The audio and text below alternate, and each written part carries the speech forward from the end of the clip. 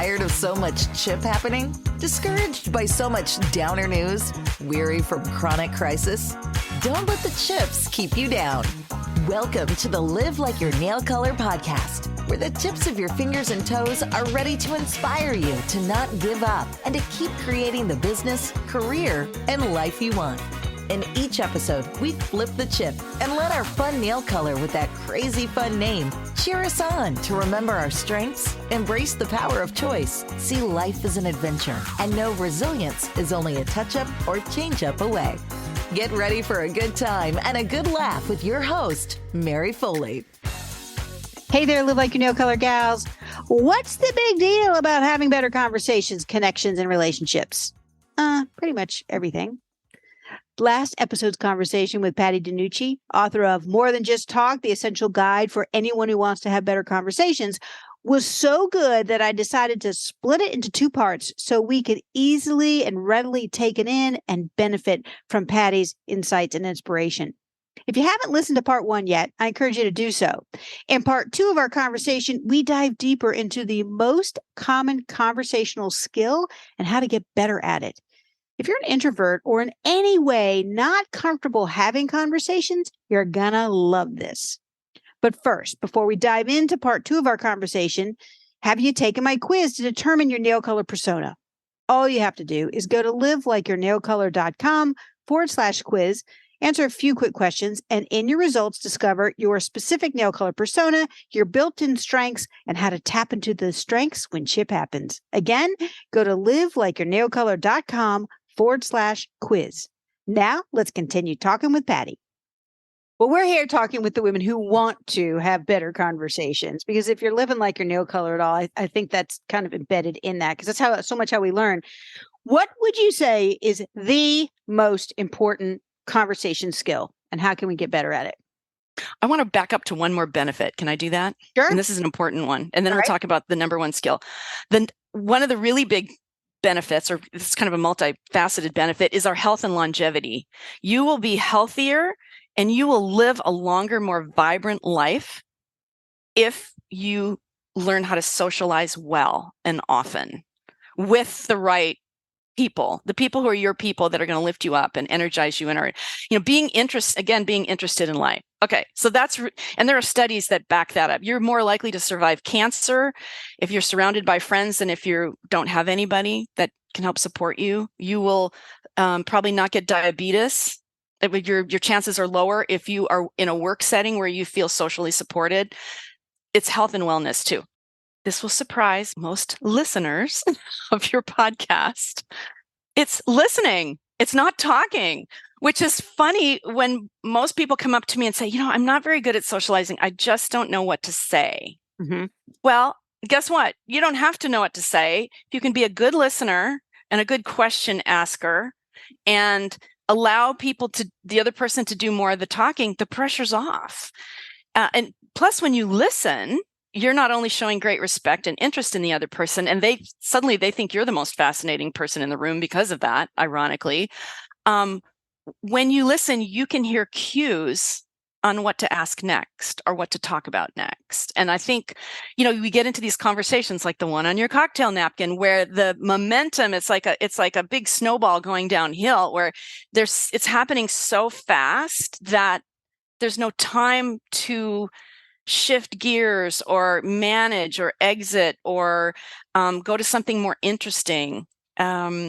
I think we get talking too fast and we miss out on opportunities to go deeper into, that last thing you just said. Let's go back to that thing you just said.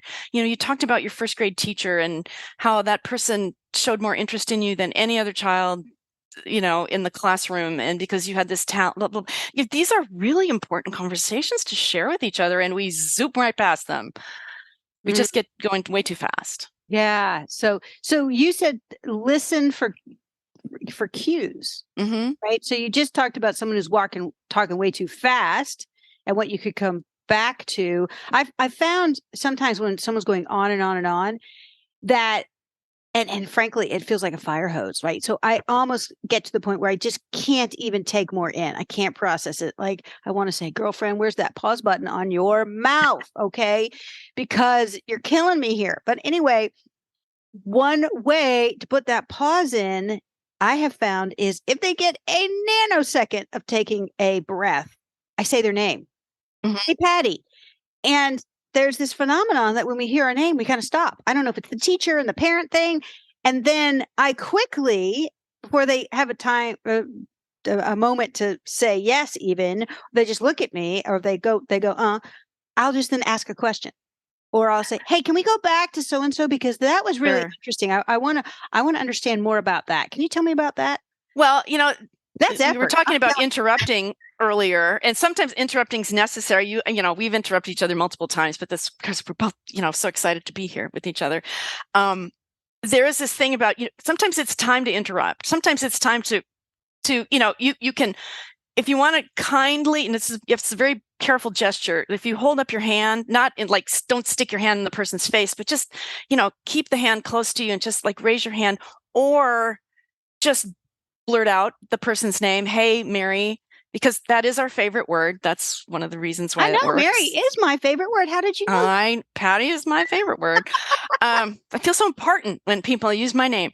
Anyway, we can interrupt each other and go, wait a minute, I want to go, you just said something that really intrigued me, or you said something earlier that I'd like to circle back to. That's part of managing a conversation and digging for the little bits that are, the little pearls that are there in the, bushels and bushels of sand or soil or whatever you want to call it, the rocks. Let's pick through the rocks and let's find the gems that we're going to use. And if you really pay attention, skillful conversationalists will find those nuggets in what you're saying and will ask you about them. And then they'll, asking and sharing, there's a nice balance.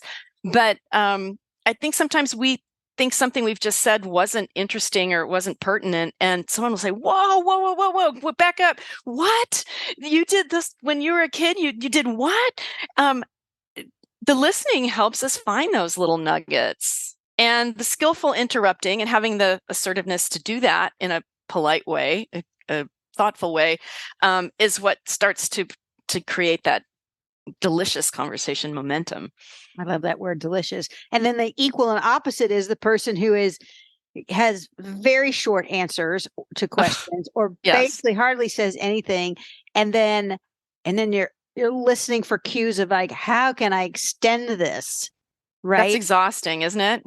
Yeah, I used to interview a lot of engineers way back. And not to say that all engineers are like that, but I definitely had some where, I'd ask this really well thought out question and I got a yes or no, or yes, that's true. And but that's why you need those words. Well, tell me more about that. Tell me what's so important about that. Tell me, how that worked out.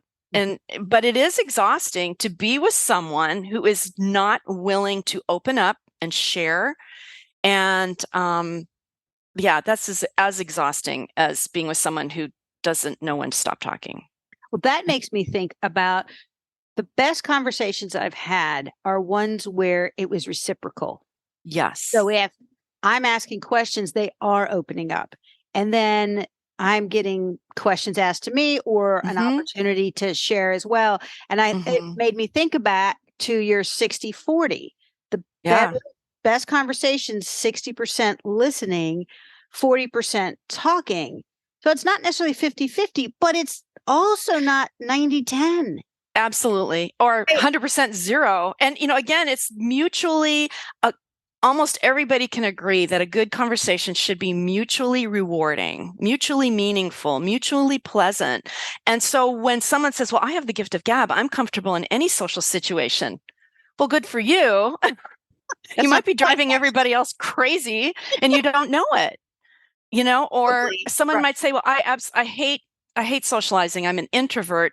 Well, you might be a really good listener and people may really enjoy conversing with you.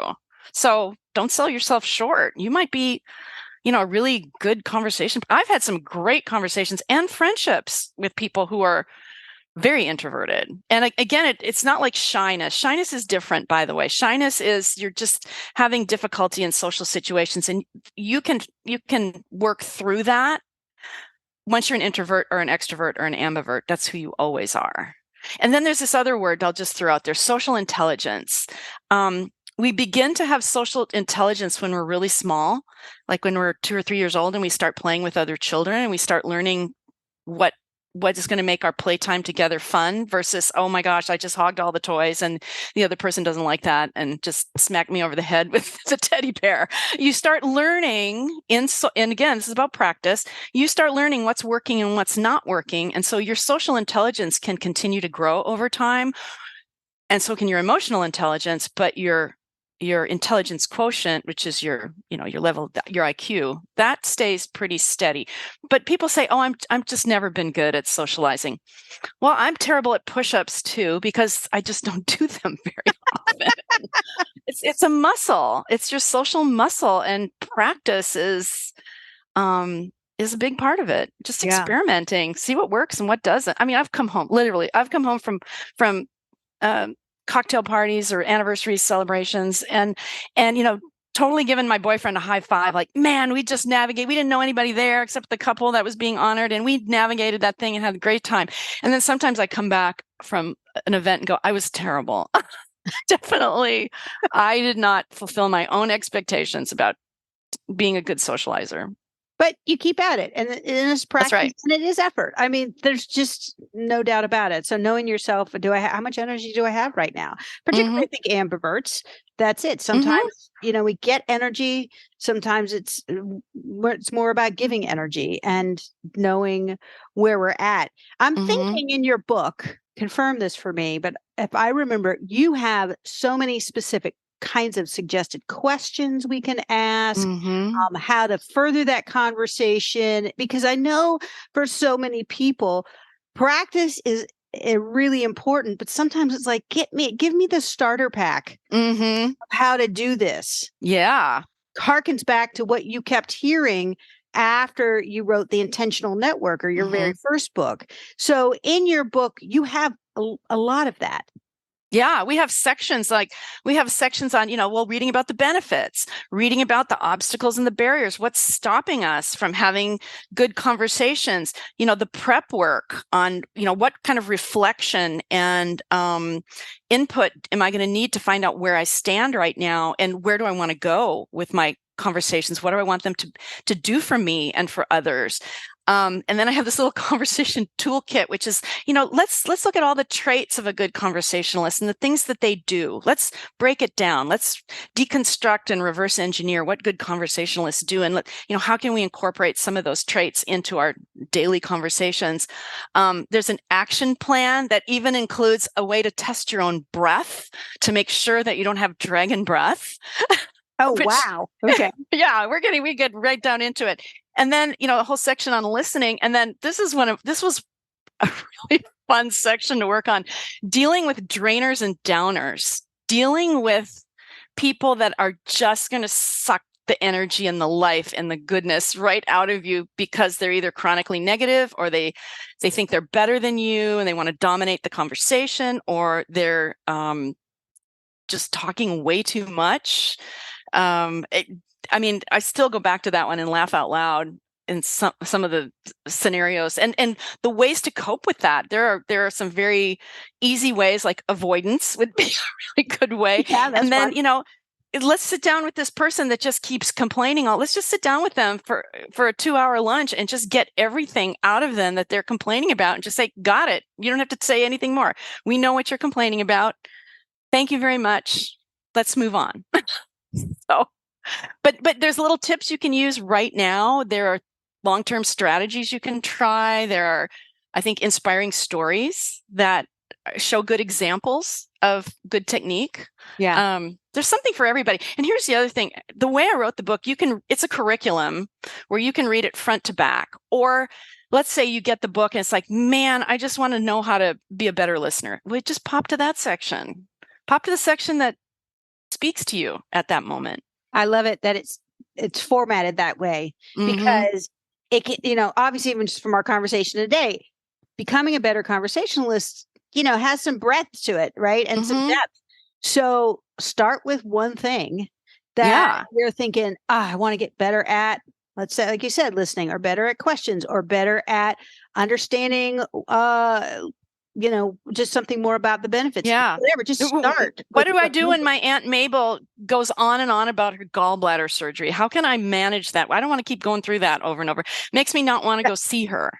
Right. How can I change that? And sometimes you can't. There are times where you definitely can't change the conversation.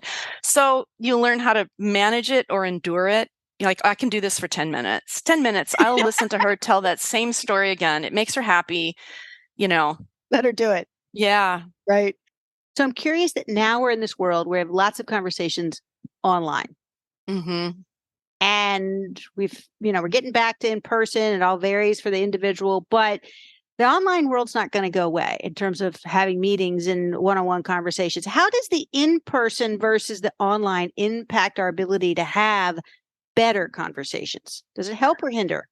Oh, well, I'll tell you, I think this is great. You and I, we know each other, and, I think you and I seeing each other is really helpful. It's kind of fun. Just look at your office and all that sort of thing. It gives me some depth just to be able to see you. So I think like when we're having, online meetings, online events, and the participants have the ability to not show up, to just have their name or their photo. Right. I know a lot of people that are putting on online events that they say, oh, it's a requirement. The person has to be there. It's your way of giving, because I think the thing I like better about in person, where I can actually see people. I even like speaking events where I can see the audience. Getting in a big arena is really fun, but I like looking at people. I like seeing their micro expressions, their body language. I like feeling the energy of it. And I think when we're online, we either have to show up with a little more energy, and a lot of people don't show up with, they just sit there staring at the monitor, which to me is not fun. That part's not fun at all. No, it's not. It's like watching TV. Yeah. Yeah. And like it's like, if you're going to have a really important conversation, a really, really important conversation, how would you have it? You would have it in person.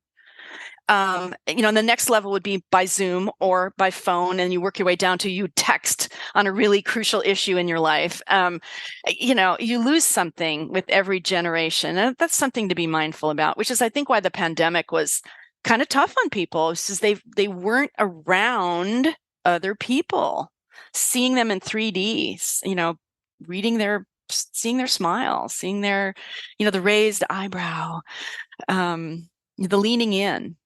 Those things are really important. One of my first podcast guest, Kim Ely, one of the things she shared was during the pandemic, it was so hard for her emotionally because she got so much energy out of in-person meetings and networking and one-on-ones. And so then having that immediately removed. Now, and she said, I did it on Zoom, but it just didn't feel the same. But one of the things that she said was, I leaned into it to figure out how to make it feel more that way online, because, I'd rather have something than nothing. And now it's so interesting because she'll do, even in her geographic region where she could, drive and meet somebody, she has a default of, well, I'm going to do it at home and select the ones that are worth going to. And so she's changed not just her mind, she changed her experience about it. And she adopted, first she said, I needed to be open to the fact that I could receive some of that in an online video conversation.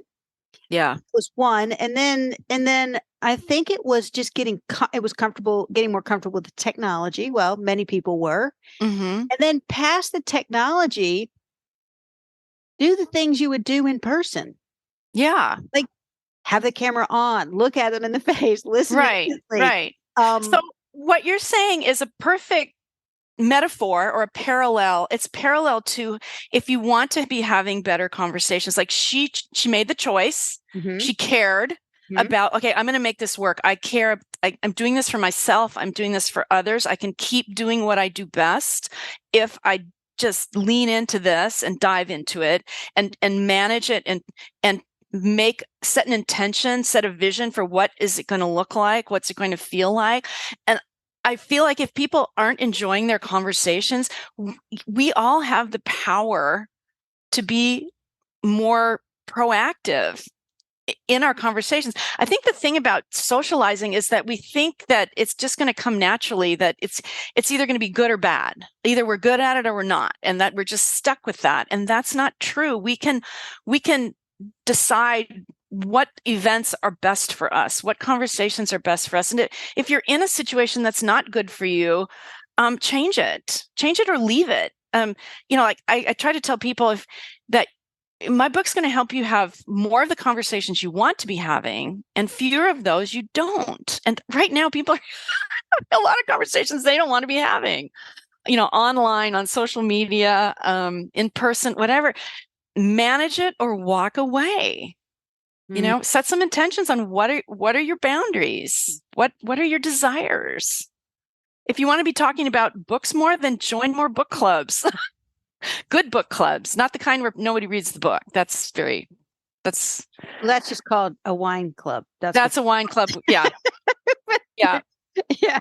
So let's call it what it is. Yeah. Let's just be real about that. So, what I am hearing from that is that kind of coming back around, that having conversational skills is truly one of the most powerful skills that we can have as humans.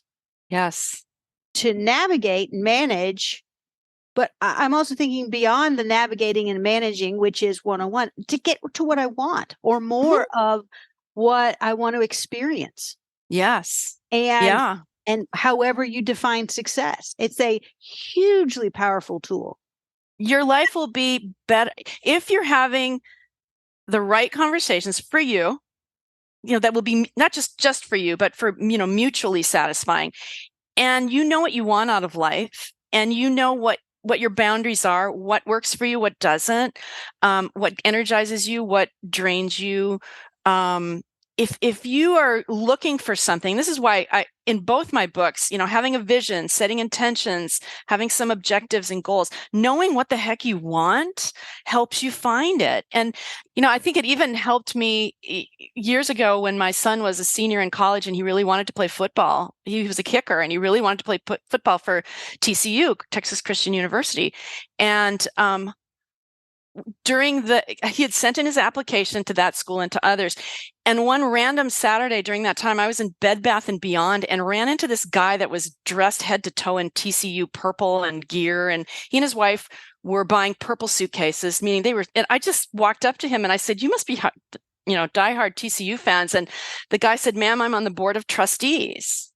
And so, we started a conversation and I said, "My son has applied. He's a football player, blah, blah, blah. That's his dream. He wants to." And so we not only had a good conversation about that, but he invited us over to his house. He said, I want to meet him. I want to see if, he's, a good person for this school. And, no money was exchanged. There was nothing unseemly that happened, to make this. But, a month later, he got the acceptance letter and he played football at TCU. He has 4 bowl rings. It was probably one of the most pivotal experiences of my son's life. And because I was in Bed Bath & Beyond and I was paying attention, and I struck up this conversation with this kind man who was just a lovely, lovely person. Oh my gosh. I mean, it can be anything. It can be God. We needed a plumber one day and our neighbor happened to have a plumbing truck in front of the house. I just walked out there and I said, if you're not busy in the next 15, when you're done, you have 15 minutes to come check my problem. Let's talk to each other. Now I think about that. I found that too. But again, paying attention and then having the courage to start the conversation. Yeah. And know your intention going in. Well, right. I don't know why. I don't know why people are so allergic to each other. It seems like they're, you see people on their phones and walking through the mall on their phones, or, it's just, why are we not talking to each other? It makes me so sad. It doesn't make me angry. It makes me sad. They're missing out. Yeah. They're missing out. It makes me sad as well. And our phones are such a blocker. Mm-hmm. They're a big obstacle. They are. Any technology, really. Yeah. To having those moments, as you were saying, before, which and anyone who's awkward at starting a conversation, and knowing what to ask or just making the first move, then the phone is a default. The phone is a crutch. It's called, there's 2 names for it. One is called phubbing, phone snubbing, phubbing. phone snubbing. And the other one's technoference. And it's literally a crutch. And it's the young people that have this problem. No, it's everybody. I am a keen observer of all this. And you see entire families sitting at a nice restaurant. They're all on their phones. Like, what the heck? If this was just about a food exchange, you could have had it delivered, right? Yeah, you could have just all gone in your rooms and had your own meals delivered to your rooms and just lived in isolation. It's very funny. I don't know, it's sad, but it's mostly sad. Well, I was thinking about some of the things that, that I call essentials to living like your nail color. And there's two that really pop to the top of my mind when you are talking about the powerful skill of conversation. One is that to leverage the power of choice. So there's all these nail colors out there, right? Some days you personally are picking pink. Some days it's a red. Some days it's a coral. Heck, you could go crazy and go blue again, or green, or whatever, right? But it's the idea that we have choice, and we really do.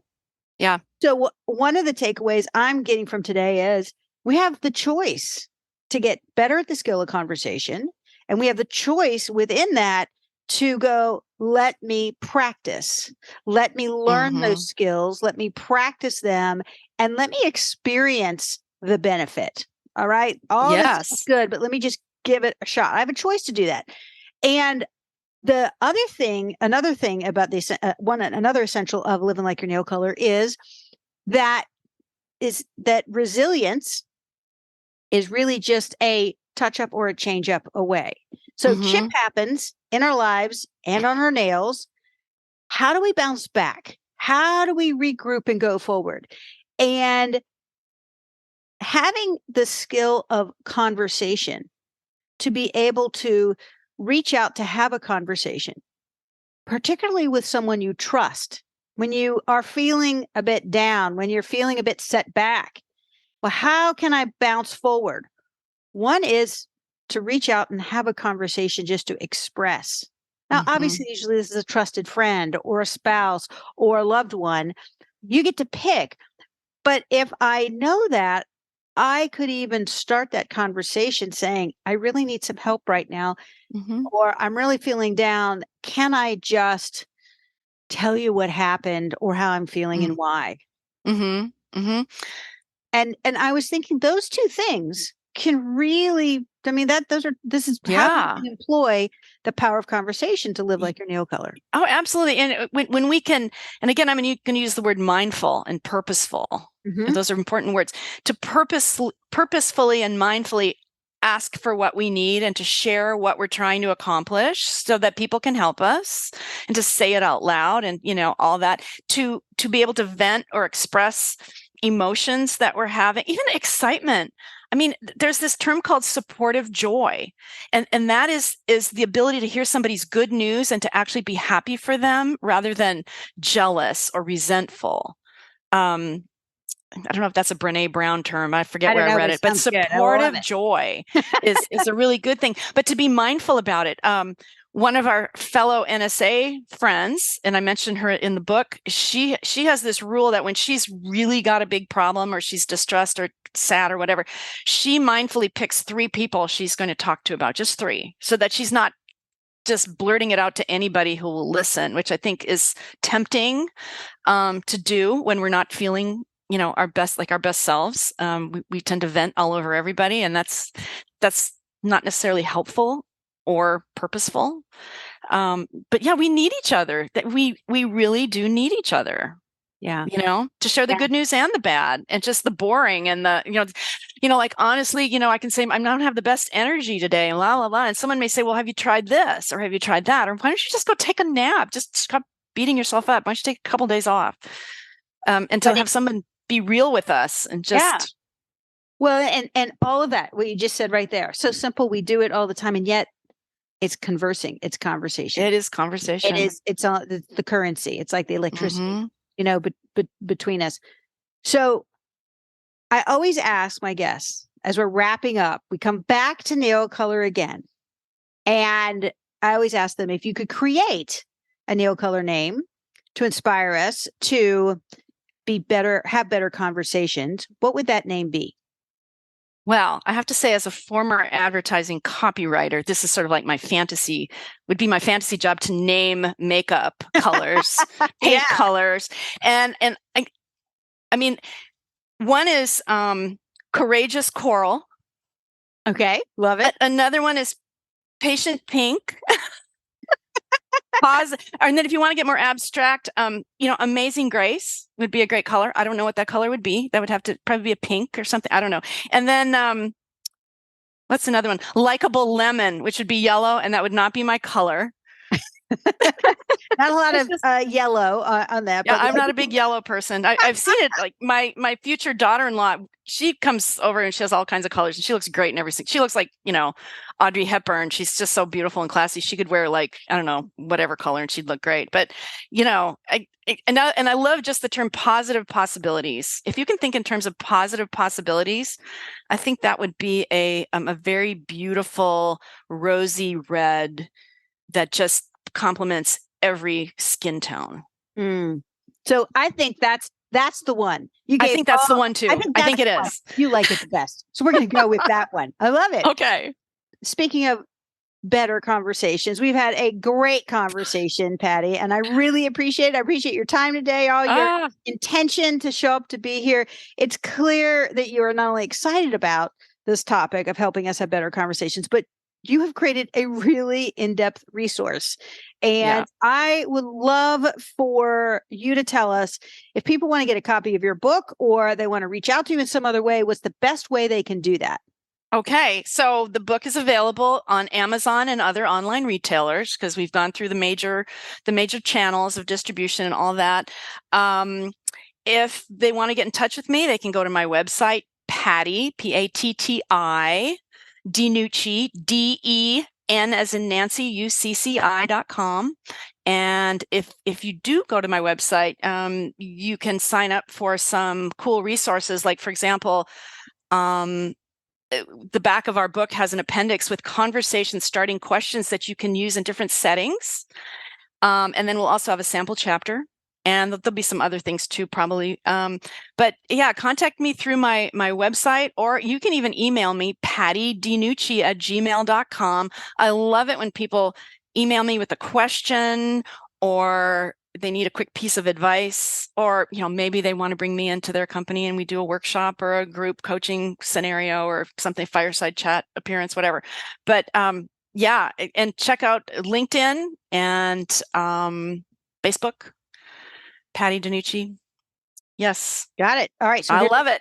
I'm going to put all of those things that you mentioned in the show notes. So anyone listening, scroll down, go to the show notes, scroll down, and all of those will be listed there as easy ways to get in touch with Patti. This is a great book. I'm so glad you've done it. You did not give up the process. I did not give up till now, and that it waited till now to fully come to fruition, because we need it now more than ever. And I look forward to our next conversation, Patti. Thank you. Me too, Mary. I can't wait to see you in person sometime soon. Let's do it. All right. And now for the after party, I call Flip the Chip, where I take a few moments to highlight something my gal pal shared that can help us all flip a challenge or a difficulty that's holding us back into something more positive that helps us move forward. What I want to highlight today is what Patti recommended for those who aren't comfortable having social conversations and just don't know what to say. All you have to do is be a good listener and good question asker. It's not about talking at all. When you listen, you're showing respect for the other person, and they think you're the most fascinating person in the room. Plus, you can hear cues on what to talk or ask about next. And of course, you can use your nail color to cheer you on by simply putting on a new color and giving it the name Positive Possibilities, as Patti suggested, so that every time you see your fingers or toes, you're reminded to set a positive intention for every conversation to be full of new possibilities. By doing so, you will most likely have one. You can make good choices to create the career, business, and life you want. One step, one nail color, one conversation at a time. Look forward to being with you next time on the Live Like Your Nail Color podcast.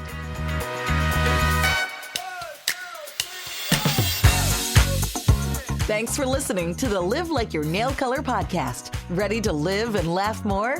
Know a friend who could use some of that too? Then subscribe at liveLikeYourNailColor.com or your favorite podcast app and share this episode right now with the person who popped into your mind. Together, let's flip the chip to be stronger, smarter, and happier.